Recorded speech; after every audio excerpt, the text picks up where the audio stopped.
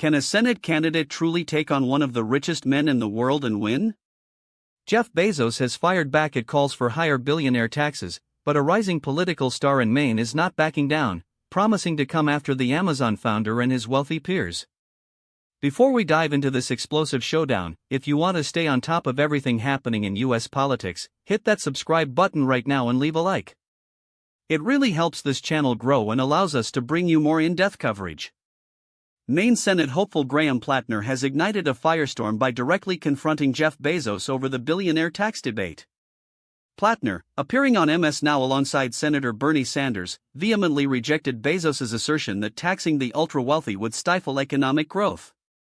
Instead, Platner painted a stark picture. Bezos' opposition, he argued, isn't about economic principles but about billionaires protecting their immense fortunes. "I think it's abject nonsense," Platner declared, cutting straight to the heart of the matter. "I think that's what somebody says when they don't want to see their taxes go up." This isn't just rhetorical sparring. Platner is making a powerful case for redirecting hoarded wealth into vital public programs. He envisions a society where taxes on the super-rich fund essential services like healthcare, childcare, and better pay for teachers.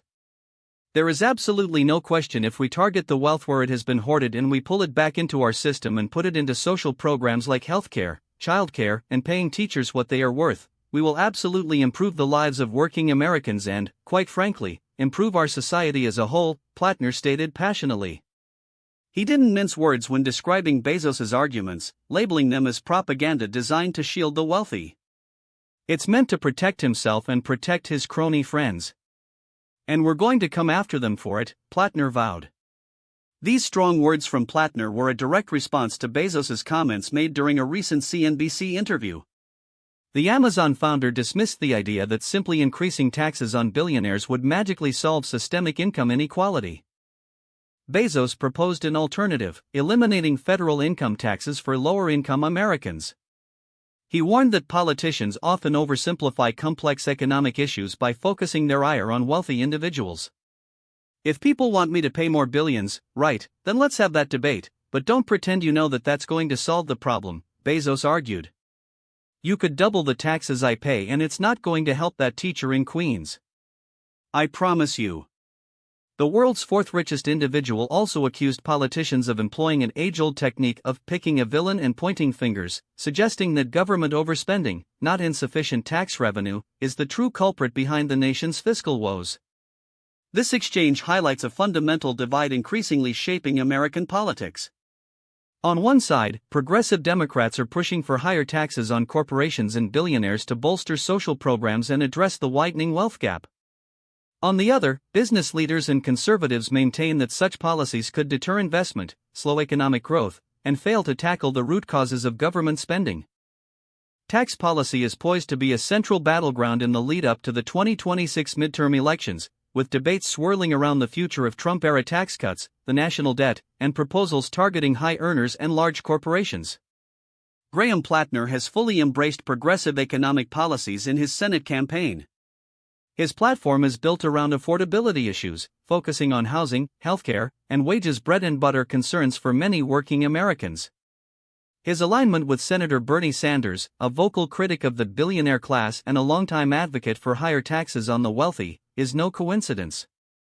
Earlier this year, Platner unveiled a detailed tax proposal, a 5% wealth tax on assets exceeding $1 billion, while simultaneously exempting working and middle-class Americans from federal income taxes.